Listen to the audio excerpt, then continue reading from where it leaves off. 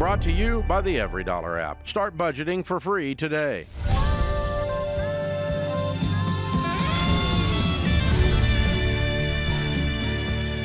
This is the Ramsey Show. Welcome aboard. We're here to help you win in your life, win with your money, win in your work, and win in your relationships. 888-825-5225 is the number. I'm Ken Coleman. Rachel Cruze joins me this hour, and she'll be taking the money questions. I'll jump in on the income questions related to your work. You ready to go, Miss Rachel? Oh, yeah, Ken. Summertime, summertime. Here we are. We are here. In June, living it up. And the weather could not be nicer in Middle Tennessee. A nod to our lovely studio audience out there. Great-looking people today from all around the country. So let's get to it. Michael's going to start us off in Columbus, Ohio. Michael, how can we help today? Yeah, hey, I'm pretty much drowning in debt. I'm 27 years old, and I got about $350,000 in my house that I owe, and about $120,000 in 8 different accounts that I'm owing. And I'm just kind of trying to figure out what the best route is. I have a 401k loan. I have doctor bills. I owe $8,000 to the IRS. I have 2 personal loans, 1 auto loan, 1 travel trailer loan, and then $20,000 on a credit card. Oh my gosh. Okay. So how did you get here, Michael? What's kind of the backstory? What's caused all this? I think previously I didn't make much money, and then I got a job where I started making more money. So I just started spending more, and then I think it became a habit. And then I started, trying to pay off my debt. So I started consolidating debt with a loan, paying that off, or not paying it off. I'd consolidate it and then rack up all my credit cards and, finance more stuff. And then I consolidated again. And I probably did that 2 or 3 times. But now I'm right at the edge, I would say. Yeah, for sure. I mean, you're bumping, $500,000 in debt, including a mortgage. But the consumer debt is what I want to talk to you about first and foremost. Because this is where are you behind on payments? No, I've been making payments, and I've tried. I'm pretty much minimum in all my payments, other than 1 loan, which I was doing the snowball before, and then I pretty much fell off of that. And I'm at a point where I'm just kind of like maxing out. Yeah. I'm just trying to figure out where's the basic beginning first steps are of this. Okay. That should be taken. What kind of career are you in now? How much are you making? I'm in energy and utilities I'm a lineman, so I'm probably, it kind of floats depending on overtime, but the last 2 years I made about 180. Wow. Yeah. Yeah. Income is great. There's no question you've got a good income and you've got some potential future here. This is getting control. Yeah, of you, Michael. I mean, that's what it is. I'm like, and in your case, it is that classic example of people that have the issue, right, of debt, not controlling the behavior and thinking mathematically they can work their way out by getting into more debt with, a different interest rate or, trying to kind of move the puzzle pieces around. But at the end of the day, it is you. And so, we can sit here for sure and kind of talk through some of this on a logistical side, but I think the head knowledge, I think you may have, Michael. You said you were doing the snowball at one point. I think for you, there just has to be this I've had it moment, and you just haven't had it yet. This could be it as we're talking and where you're at currently, why you called in. But there has to be enough pain in your present situation for change to occur. And that's going to be my biggest thing with you, that there's going to be a plan, and it's going to be long and excruciating, and it's going to take a lot more hours that you're going to be working. It's going to be your life is going to look 180 degrees different than how it does today in order for you to get out of this. Are you committed to do that kind of change? Yeah, I think I am. I just had 2 kids. I have 2 under 2, so Oh, wow. I mean, I can't be living like this. Yep. Totally. What's your biggest need? I know what you started the call with, but what do you really need help with? Because I think Rachel just nailed you really well. And so what is it that you really want from us today? What I want what I want from y'all is to kind of help me figure out the best route I can do this. Ultimately, what I want is time with my family. I'm sick of working, 60 to 80, 90-hour weeks. I want to get back down to 40, 50 hours a week and just be able to live on that. Yep. Yeah, absolutely. So I love that. That's a good target. Yep, for sure. So I think, Michael, the debt snowball, like we talked about, because you listed out a lot of debts at the beginning of the call. So what I would want you to do is sit down and list all of those out, the total of them, and the smallest amount, not payment, not interest rate, the smallest amount to the largest amount. So this could be, and your credit cards, $20,000 of credit cards. If it's multiple credit cards, split those totals up, right? I mean, per each credit card is its own debt. And list that out. And what I would say is I think getting quick wins for you guys, Michael, is going to be huge. And I say you guys because your wife, are you married? Yes. Yeah. I mean, your wife has to be as committed as you are in this. Where is she at with everything? To be honest, like she's a stay-at-home mom, and I would say she's more in the dark about everything. I need to be more open with her. What's your spending situation? Are you guys spending way too much, or have you already started the process of tightening the belt? I believe I've been tightening the belt. She has been too. She doesn't know. She doesn't know how bad it is. Yeah. By the way, and the way you said that, if this were a court of law, I'd be all over this as a lawyer. You just said I have, which that tells me what's really going on, and Rachel just pointed it out. Yeah. So Michael, I think there's two big things as we leave this call, because I don't think we're going to be able to solve all of this in, one segment here on the show. But two things. I want you guys, the biggest piece is going to be the relational piece, Michael. And when you said that she's in the dark some, you're going to have one of maybe the hardest conversation you've had in marriage thus far. And I want you to rip the Band-Aid off, and I want you to be 1,000% honest down to the penny. And she's probably going to be pissed.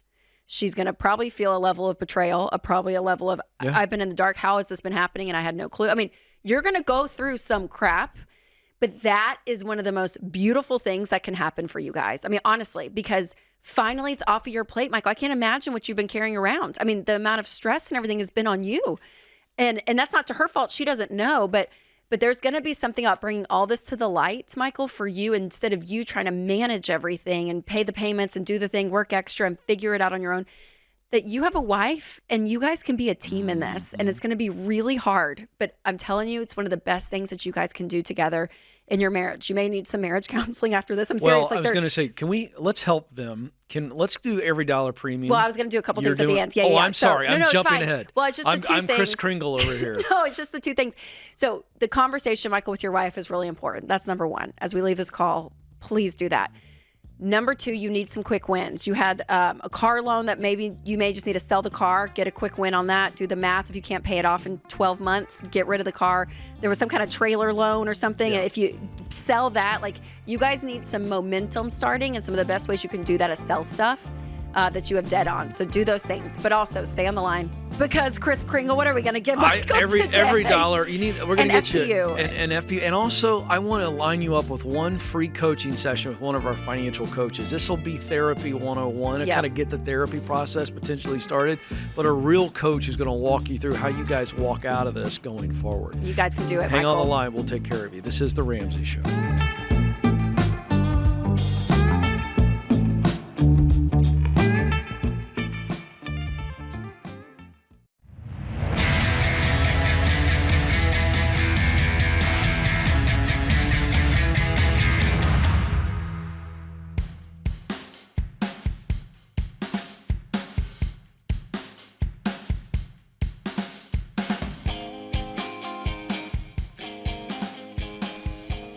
Welcome back to the Ramsey Show. We are here for you to answer your questions about your money, your work, your relationships, and I'm Ken Coleman, and Rachel Cruze joins me. The phone number is 888-825-5225, 888-825-5225. Lindsay is going to join us now right here in our neck of the woods, Nashville, Tennessee. Lindsay, how can we help today? Hi, thank you for taking my question.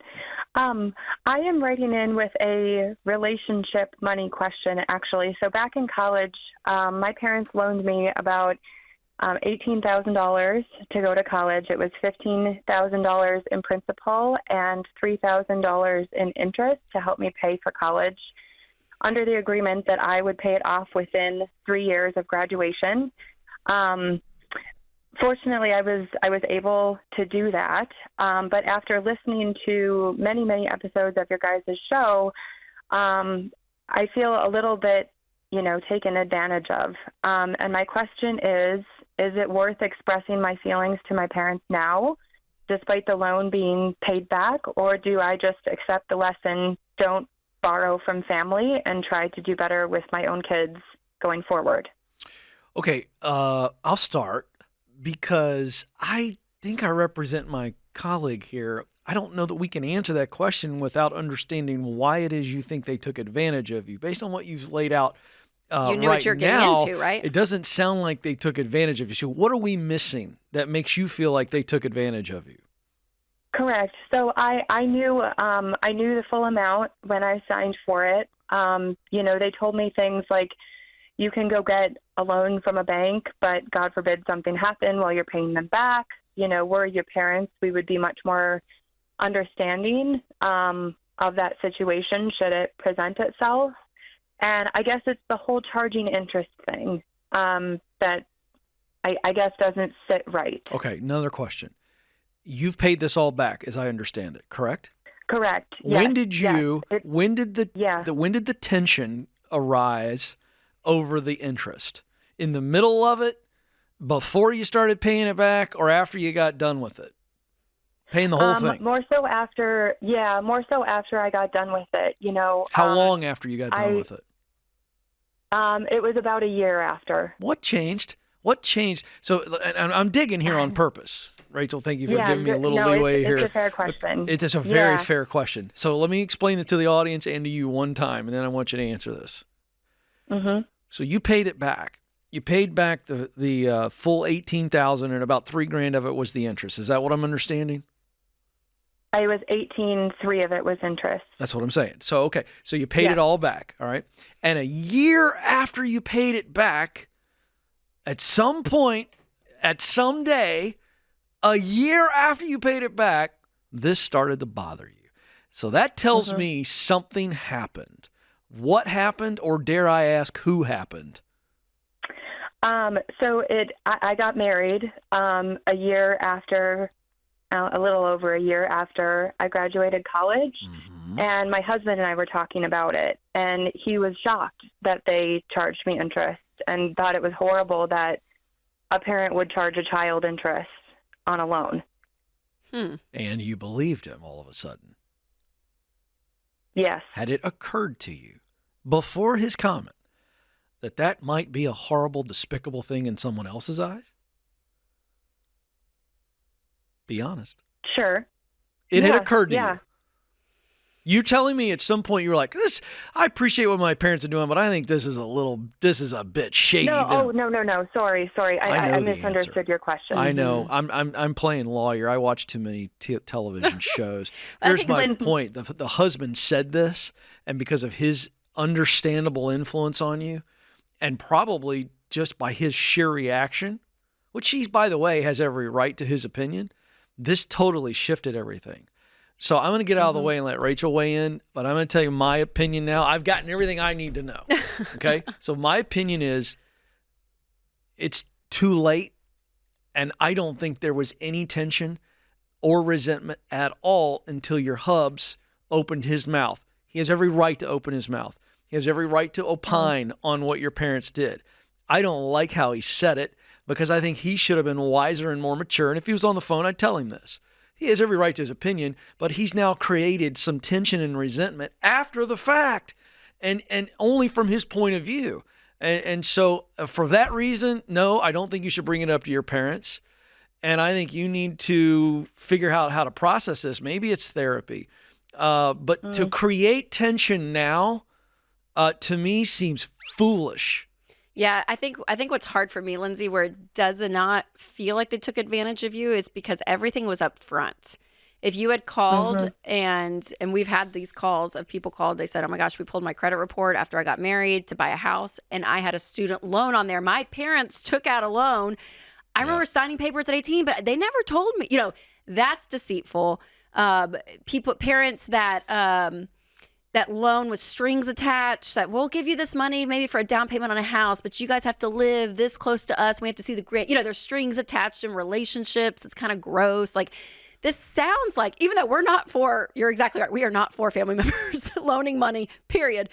But the way they did it, Lindsay, it sounded very clear, very upfront. And the reason they did it, from what I hear, is they did it from a situation that it's less risk with the loan being held to them. It was not hey, we're gonna give you a deal, we're gonna charge you. And now if the $3,000 was unreasonable interest, right? If they're charging you 50% interest and they're taking advantage of you, that's gross and weird. But did they do that? But if they pulled the average interest rate and they just said, hey, and just do the loan with us, because if something happens, their words, we can give you grace period. Like, it won't hurt you financially. That's a very good point. That's the reason they did it. It wasn't a mathematical, you're going to get a deal from us. We're going to give you this half off. So Lindsay, I don't think they took advantage of you. I think you knew exactly what you were signing up for. And I think that the reason they did it was so that a bank wasn't involved, but it wasn't a financial deal on their end. It was just hey, here's this. Did they charge you the going rate on interest? I mean, Rachel brings us a very good point here. Well, no. So it would have been about, what is that, 20% maybe? It was $1,000 for every $5,000 that I borrowed from them. Okay. All right. 20%. Yeah. So that's a little bit. That's a little high. Are your parents super tight? Yes, very. Okay. So I'm glad you brought this up, Rachel.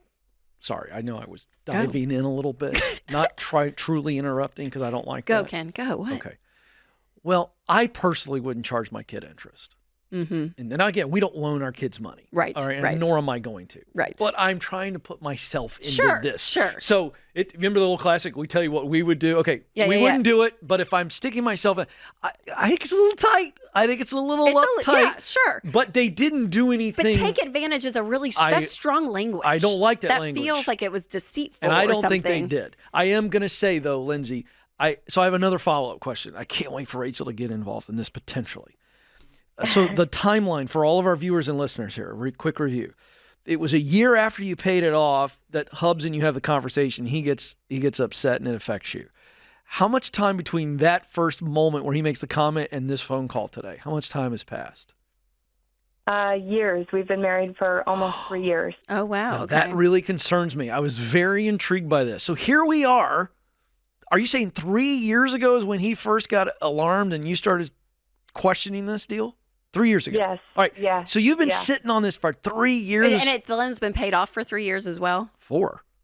Loan's been paid off for 4. Okay, gotcha. Yeah. I'm sorry. I'm showing the timeline here. So the question is, Rachel, doesn't that concern you? I'm very concerned. Concerned? What do you mean that she's just resenting? This resentment is just it's boiling built, and it's up. built. And she's calling us, and I'm glad you called us. Yeah. Lindsay, I would really stop talking about it. Get over it. I would release it, Lindsay. I really would. I think that, yes, they're probably cheap to a degree, like Probably. you said. Yeah, they're cheap, okay? They're big time but cheap. they didn't do anything deceitful. Not You at knew all. exactly what you were signing up for. And so I think it's one of those things that, again, thankfully you had the money to pay them back and all of it, but the deal is, like, this is another reason, right, why we don't loan money. So I'm glad you've been watching the show, Lindsay, because you're exactly right. I would do this because it does feel weird. And it's not only does it feel weird because you owe your parents money when we talk about that, but it's also weird in this situation when you look back and you're like, oh, gross. I don't like how that felt. So, like, all of that is standard and This justified. is the Ramsey Show.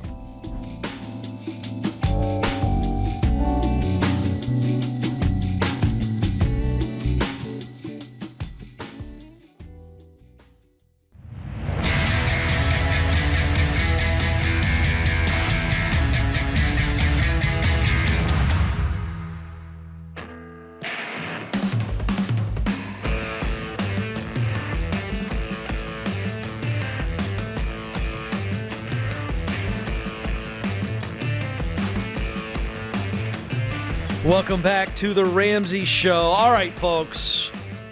If you are debt-free. You're walking through the baby steps and you're going, man, I got to learn how to turn that corner, Rachel, from that gazelle intensity that you really need for 1 through 3 to enjoying life. And you start to go, and we get these calls all the time. People going, I did it. Now, I got to learn how to spend money. We get like those calls every week.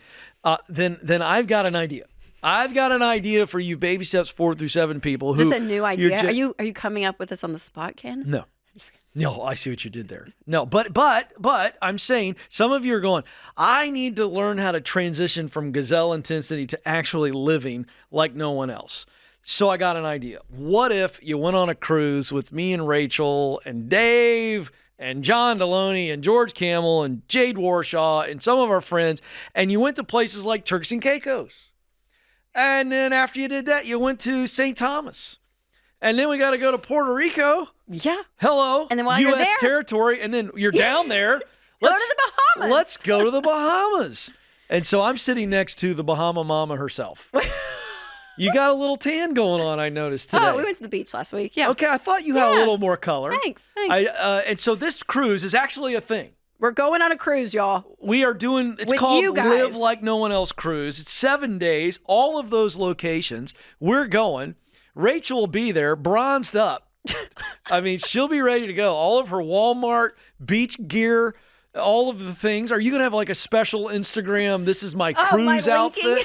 I'll tell you my outfit of Rachel the day. Cruze cruises. There you go. Oh, that's good. That's good. I'm really working it here because you're known for this. If people don't follow you on Instagram, you always have these deals. Yeah. Well, if I find a good deal personally, I'm like, yeah, I'll share it out. And I'm getting fed up. Can I tell you I'm getting fed up with it? Because I love your outfits. You know this. You love the way you're. But every time you got a deal. It's not every time. I feel like every time I see you once now. or twice a week. It feels like a little. People love it. Hey, listen, the I'm ladies kidding. out there appreciate it. First of all, I'm kidding. I know. But I am jealous that you're always got this new deal. Thanks, Ken. Well, but the new deal is happening right now with this cruise, guys. So it's March 22 through 29 of 2025. So it's a $600 deposit to secure your cabin.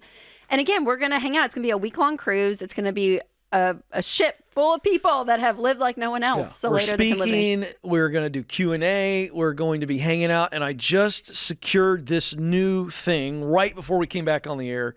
Rachel's a reader. And I love this about her. She loves to read. She loves to go on the gram and talk about her books. I think I convinced her to have a little book club on one of the decks. Every afternoon at 2 o'clock. I told him, I said, I'm excited to have a cocktail in the afternoon with a good thriller book on the deck of the boat. Would you be willing to read we'll to have to people? See. I gotta say. Like maybe one chapter from the latest book Rachel reads. I think it'd be a huge hit on the fourth deck. We all say have, around I bring 2 copies. o'clock. I bring 20 copies. Hand out cocktails and copies of books. There you go. You just do one chapter. You hand out a chapter and they sit and everyone reads. So you never know what's going to happen on this cruise. You never know. And I'm trying to get her to agree to do that. And we're a good time. Eddie Coleman will be there too. I see him. Eddie's in the control room. So here we go. Here are the dates. March 22 through 29, 2025. $600 right now. Secures That's just your the cabin. deposit. Yeah, just as the deposit. Yeah, sorry. Everybody's like, $600. Yeah, that's the deposit. That secures your cabin. And it's a nice cruise ship, too. We and saw pictures. It's very nice. We saw pictures the other day. The website to book, and by the way, it will sell out, RamseySolutions.com/cruise. Couldn't be any easier. RamseySolutions.com/cruise. And some of the suites are sold out already. They are. Is there going to be any karaoke by any chance? Oh, I'm sure. I feel like it's a classic cruise situation. Is Winston coming? I think he's like half the week. Okay. Yeah. All right. So he's going to come for a bit. Very excited. RamseySolutions.com/cruise. Move on it now. You want to go ahead and plan that trip. Boy, it is going to be a lot of fun. And I look at those destinations, by the way. Turks and Caicos, St. Thomas, Puerto Rico, the Bahamas. I've been to all but one. Oh. I've never been to Turks. Okay. I don't know if I have either. So, a lot of fun. Yeah. Primo destination. Should be a lot of fun. And we'll see. There'll be more surprises, I'm sure, and fun stuff happening all the time. I, for one, am going to show up for the book club on the deck with you. Okay. A good spy novel. Yeah. Deck E. Sure. On the starboard side. Yeah. Starboard. Don't know what any of that means. Neither do I should wear a sailor outfit one day just for fun. So like one of those old school ones with the shorts No? Ken's going to have too much fun on this Kelly, the cruise. producer's terrified right now. Let's move to the calls to help her come out of her catonic state there. Sage is up in Austin, Texas. Sage, how can we help? Hi, sir. It's a pleasure to talk to you. Good to talk to you. What's going on? So my question is about getting into debt responsibly. We own our home. We have a mortgage, and we also have a 3-year-old son who is on the autism spectrum. He's a really good boy, except for, his diagnosis, and he has a problem with escaping. He's a really good escape artist. He's gotten out of the house multiple times. We fixed that. We put locks everywhere on every window and whatnot. But now the issue is we'll be in the front yard with him, and it'll be like my father, my husband, something like that. We're just playing a normal game, and then out of nowhere, he'll just bolt. He'll go right into that busy street, or I'll turn around, and he'll quietly try to creep away to walk over to his friend's house. And we always catch him, well, almost always. There was a couple times there was one time actually that he was brought back by a police officer, and that was very, very heartbreaking and very traumatic. Oh gosh. It's a dangerous situation. So we want to install a fence in our front yard, and we know that a lot of families, especially children, have to have safety fences. It's almost like a necessity, but it's also really expensive. It's about $5,000, and I don't want to go into debt, but I would put it on the credit card. And but I'm also a Christian, so it's said that we're supposed to be in debt to no man, and I'm wondering what's the responsible thing to do here? Well, we're not going to tell you to put it on a credit card. I'll give it to Rachel here pretty quickly. I just want to point out, as a father, and putting myself in your shoes, this is not easy. And you've got a lot of hoops that you have to jump through and a lot of safety precautions. But if I was in your shoes, I would not put any debt on this. I would not do this. I would not go into debt to build a $5,000 fence, because he's always looking to get out. And even with the fence, you're still going to have to watch him, because it's not going to be long before he's old enough to figure out how to get out of the fence. And at this point, I would not, if I was going to take my kid outside, I would go, when we go outside, we're on high alert here. We're not doing what normal people do. We always are. Well, but my point is then he shouldn't be running away if we're on high alert. And the fence is a part of the fix. It's not the fix. But I think you guys could save up $5,000. You could sell stuff to come up with $5,000 pretty quick. But until then, I wouldn't be out in the front yard with him, or the yard period. Yeah. So Rachel, is that harsh? Yeah. No front yard in the spring. No front yard in the summer. Yeah. I mean, Sage, you guys, where are you guys at financially? Do you have any savings? Yes, ma'am, we do. We have a little bit in savings. How much? About, I think, $3,000 in the savings. Okay. Do you guys have debt? No debt, you said? Yes, we have a mortgage, and that is $204,000. Okay. The reason why I was thinking about putting it on a credit card is we got this offer, and no, ever, no.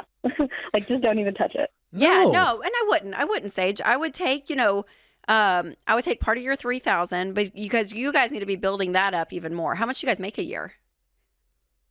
He makes $40,000 a year. $40,000. Okay. So yeah, I mean, I wouldn't. I mean, you called the Ramsey show.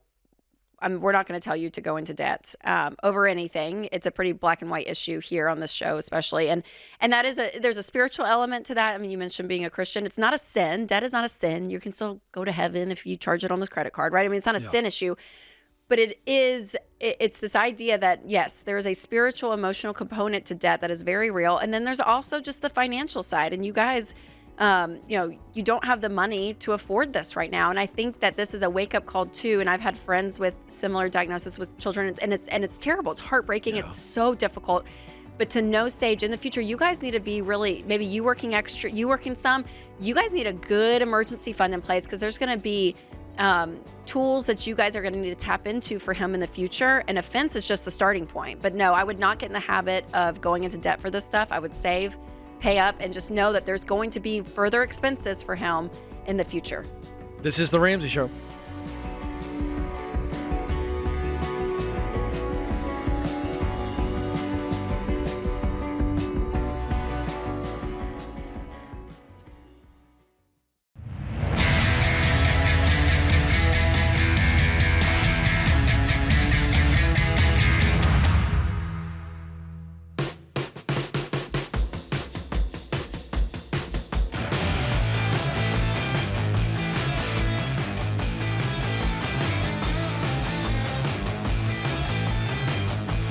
Welcome back to the Ramsey Show. I'm Ken Coleman.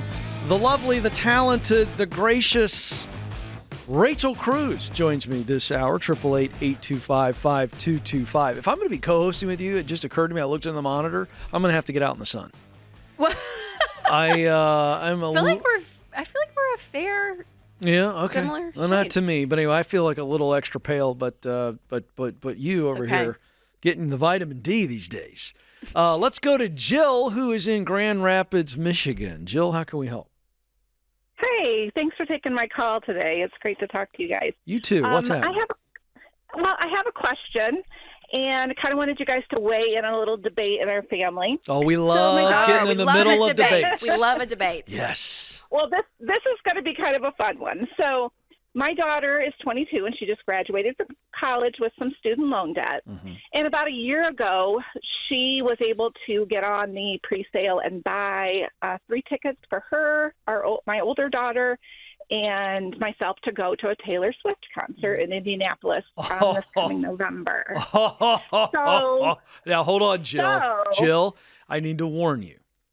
Before you go any further in setting this question to debate up, I am sitting next to quite arguably one of the biggest Swifties I've ever met. So this... I don't know if I'm the biggest. Well, but that I, I've met. Then that I you've met? got the right person. Oh, no. Okay. My daughter has the right person. Okay, keep going. Keep going. Okay, so, we had this back and forth over the phone because she was trying to buy the tickets, and it's this fast, furious thing when you're trying to buy them on the, the actual sale date. And anyway, she was able to get them, and we got them for like $209 a piece. Wow. Is that, hold on a second. Hold on. Is that a good deal? That's a fabulous deal. Like the resale. I thought it was on a some. total splurge. I thought that was such a splurge, you know? It is relative to the way you see money. People were spending thousands of resale. Is it okay? $209 each. I'm just keeping score. Right. Okay, right. keep going. All right. So, and $600. Rachel just said it, right? So now I'm seeing these resale Oh, it's prices. crazy. Oh, it's crazy. It's insane. Yeah. And so I told her, like, look, we're trying to, I know where you're you've got going with this, student Jill. loan debt to pay down. Why don't we sell those tickets? It would knock out so much, the practical mom comes out in me, right? Like, why don't we sell those tickets and you can knock down so much of your student loan that you'd be so far ahead, And she says, absolutely, it's non-negotiable. It's a bucket list item. She's like, probably you, Rachel, a Swiftie, and this is, and it's her money, a lifelong right? dream. Yes, and no, it was my money. Oh, okay. It was my money. So I paid for them. But, this is, and for me too, I'm looking at she's iconic. I would love to go to her concert. And, my daughter, of all the people that she could take, she wants to take her sister and me. That's great. It's going to be a fun thing. Oh my and gosh, Rachel's I heart am so is looking breaking. forward to it. I'm so looking forward to this. Okay, so but, hold on. All right, stop. Again, practical mom. I know. I'm going to be practical. You ready? Here we go. Let's start breaking this down. Okay. It's 209 times 3. Okay. So Correct. I got $627 if my math is But if she resells them, what would she? No. We're not to resell yet. So you spent $627. What would your take be? What Rachel, now walk us through. What do you think you could make on these tickets? Okay, so I just briefed it today before this good. call. Okay. And so we're in the 200 level of seats, right? Okay. So good seats. Good. 600 level seats, like nosebleeder seats, just sold for like $2,000 a piece. 400 level, $3,000 a piece. And there are some 100 level that's just sold for $4,700 a ticket. So we're easily So I'm talking looking about at $4,000 easy. 10. I'm thinking it would average out between 10. $4 grand A ticket. easy. Yeah, Per ticket. per ticket. Per I get ticket. it. I get it. And where would the money? And so if we did that, and so we would be netting. Let's go $3,500 a ticket to be modest. And so what are you looking at? 10.5? 10 grand. 10.5. How much is the student loan debt? Yeah. What's it going 24. to? So her student loan debt 24. is $24,000, Correct. and that's what you would want to put the money towards. Absolutely, 100% of it would go to there. All right, and you initially invested $627. That is correct. And the only reason that you can net, let's just call it shy of 10 grand, is because you bought these tickets. Would you be putting $9,000+ towards her student loan if you hadn't bought these tickets? I would not. All right, I'm going somewhere. I think. Well, I don't care what anybody says. I wouldn't resell these tickets. Okay. I Are you wouldn't. shocked at his response, Rachel? Yes, Jill. This is the Holy Spirit moving. No. Let me Right tell in you front of what. your eyes. Dare I say why? She wouldn't have put that money. Here's the deal, Jill. You weren't planning to cut a check for $9,500 to put on your daughter's student loan, ever. I was not.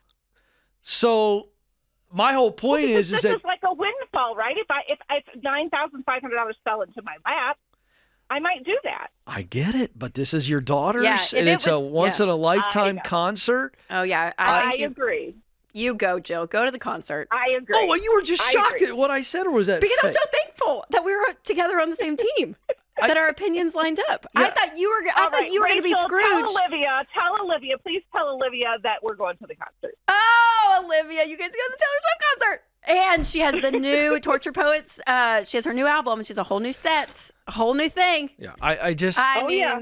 I will tell you and this. it's I have a set list playlist that And I it- have to and listen Jill, to it's every day 'cause fantastic. I I gotta went- learn all these songs. I went to two. I went to the Nashville one, and then I flew my husband out to Seattle with me to go to the other no one. kidding. How Listen, fun. It's I, really uh, Looking good. forward It's to it. so fun. here's why I'm saying that. You weren't going to do this anyway, and I think your daughter said absolutely no way, and I think it creates an unnecessary tension. She's 22. She needs to pay the thing off herself anyway. There's a lot of reasons. I want our audience to know I'm not just, I just think when I look at something like this is about the emotional, not the financial. And could you go to a Taylor Swift concert in the future? Yes, you could. But I think you're looking at this and you're going, oh my gosh, and who wouldn't consider the resale value? Believe me, I would be thinking about it. But when it comes down to it, I'll just say this. This is a personal anecdote. I'm no Swiftie. She doesn't particularly do anything for me at all. But I have a 15-year-old daughter. And when my wife and I were in Europe last year for our 25th anniversary, we got a text from Sweet Josie. And she had gotten invited the night before to Taylor Swift's concert at the Titans football stadium. And it was, and so we were like, of course you can go, have fun. It was a gift from her friend's dad, blah, blah, blah. All right. So we returned from Europe. And one of the first things I asked my daughter was, tell me about that night. And to see her describe that night. And then I had a friend 6 weeks later who worked for Taylor Swift's merch company. It was a new friend. We had cigars. And I say, really, you work for Taylor Swift? Blah, blah, blah, blah, blah. He goes, yeah. Do you want some merch for your daughter? I was like, if you would make me Dad of the Year. He put a bag, and I mean giant bag of Taylor Swift merch. Was it Eras tour The stuff? latest tour. On my front porch. And here's the story. Thank you, for the audience, for giving me a little latitude. When I walked in my house, Kelly, and said, Josie, come downstairs. I got a surprise for you. And I told her the story. I didn't buy this. This is from a friend of mine. She got it. She cried when she began to open up hoodies, long sleeve tees, T-shirts. And I said to myself, I don't get it, but I get it. So my advice here is everything will be all right if we just keep dancing like we're 22. Your daughter's 22. She is. It's perfect. I don't know about you, but I feel I had to pull the lyrics up. I cheated. And she will not be down bad crying at the gym now, so we're going. Yeah, This is my favorite. This is what happens when Dave goes out of town. This is the show that we all needed, America. This is it. This is the segment we all needed. Yeah, you can't be grumpy Jill, Grandpa have Dave so in this much situation. fun. Jill, this Have is so much bucket fun. list. Make memories with your two Yes, daughters. and then she needs to pay off that debt. She needs to pay off the loan. She needs to pay it off. But Tell her to get to it. Man, geez, So just great. getting through to get the tickets was hard enough. Hey, Jill knew the lyrics. This is the Ramsey Show.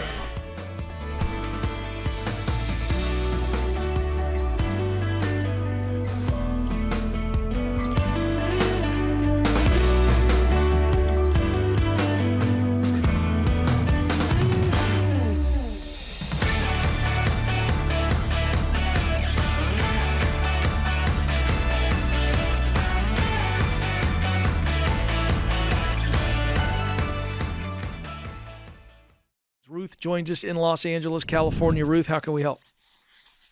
Hi, I'm calling because I'm at a life stage where I've come through a lot of transition. My husband passed away 3 years ago, and what happened over the course of time is he passed away, and in the course I took on our properties and that sort of thing. So I inherited wealth or took over the family business, that part of it. And I lost a lot, or actually like all family, friends, and I've had family try to sue me for part of his estate. And I'm in a place where I just need new friends, and I'm looking for people that have wealth and are interested in using it to reach out and make an impact and help others. But I don't know where to go for that sort of thing. Wow. Well, first of all, you've been through a lot, and yeah, that's tough. And you do need those people, and you need friends. Did I hear you say you lost your friends? Oh, yeah. Well, yeah. I mean, I lost my best friend. She died the year before my husband died. Okay. So, but also what happened is all of a sudden friends expected me to give them money or make things, throw them parties, that sort of thing. It got weird. Yeah, because they saw you come into a lot of wealth, and then they got real attached. Yeah. And so, I mean, I literally had to cut basically everybody out. Wow. Well, sorry, Ruth. I'm sorry you've been through that, and I will tell you, though, I think you do know where these people are. You know, so you're in the Los Angeles area. You are still running the company, I'm guessing? Yeah. Yeah, I mean, I don't. It pretty much runs itself. Right. I'm basically retired. I don't really need to do very much. It's not hands-on. It was that way before Gotcha. my husband passed as well. Exactly. So first thing I want you doing is I have something. I'm sorry. Here's what I want you to do. I want you to start joining some social activities where quite frankly, let's just be really honest, where other wealthy women are going to be. Because now they don't need you for anything. And you're going to find some like-minded souls and people who understand you, and they're not, they're just friends with you. They just want to play tennis with you, or they want to play bunco, or they don't want anything They from don't you. want anything other than just it's a social thing. So, I mean, this is as simple as, local country clubs and social clubs, and like you got to get out and meet people. And the only way to meet people is to get in those places where those people are congregating. And there's nothing wrong with that. You know the old phrase, birds of a feather flock together. Well, you know where those people are flocking, yes or no? Why would I be calling you if that was an No, obvious but thing? I think you're calling for ideas, which I'm giving you ideas, but you know where those people are. Where in the Los Angeles area do you live? Give me the neighborhood or the area of Los Angeles. It's like Manhattan Beach. Manhattan Beach. Okay, great. Lovely area. Okay. So are there country clubs in the Manhattan Beach area? Yeah. Yes. Okay, so that's a big dollar thing. I know. Hold on. We're brainstorming. All right. So it's not a country club. But you live in a neighborhood, Ruth, right? It's got an HOA. I live with HOA. Yeah. Yeah. So there's Facebook groups probably in your community. There's probably multiple for different social groups. I mean, I'm in a small neighborhood and we've got a ton of them. And so I would start connecting. Go to the HOA meetings just to meet people in the neighborhood, because likely they are in the same level of wealth in a general way as you. And then you start joining those Facebook groups and figure out what hobbies you want to connect with people over. Or do you have things that you like to do for fun? Yeah, I mean, just like what you guys were saying in the break. I mean, I love reading, I love writing, I like hiking and that sort of thing. I have a disabled family member that lives with me. He's my son. And that limits the amount of time I have free to go out, engage. Yeah. So I do have but I still, even in the neighborhood, I run into situations where people are asking a lot of financial questions, and that's uncomfortable. You mean like they're asking you for money? No, they're asking me how much I sold my house for. They're asking me how much the repairs on my house are. I mean, I don't expect to be having those kind of conversations with people that are friends. It would be more like, how's your mom, or how was your trip, your vacation, or that sort of thing. Well, again, so, I appreciate George jumping in, and I appreciate what you're saying, but you do know where wealthy people are spending time. You do. You simply do. I don't know Manhattan Beach like you know Manhattan Beach, but, in surrounding areas, I mean, you've got more hobbies than just reading and writing. Now, you are limited, and I think this is part of the problem, or I should say challenge, because of your son. I mean, that's a challenge for you. You just don't have a ton of time, so you've got to make the most of that time. And so whether it be book clubs in certain areas, but I mean, where are wealthy people that are successful, that again, aren't clingy and aren't looking for anything from you other than just the enjoyment of relationship and a shared hobby or shared interest?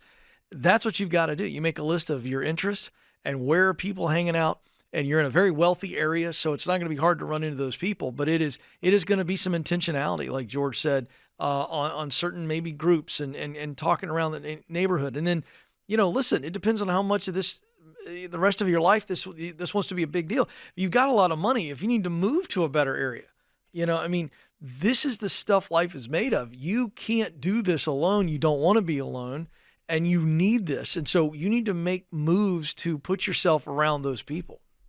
It's just you deciding it's time. And here's a challenge, Ruth. What if you started the book club and you posted in your neighborhood Facebook group and said, hey, I'm going to have people over once a week.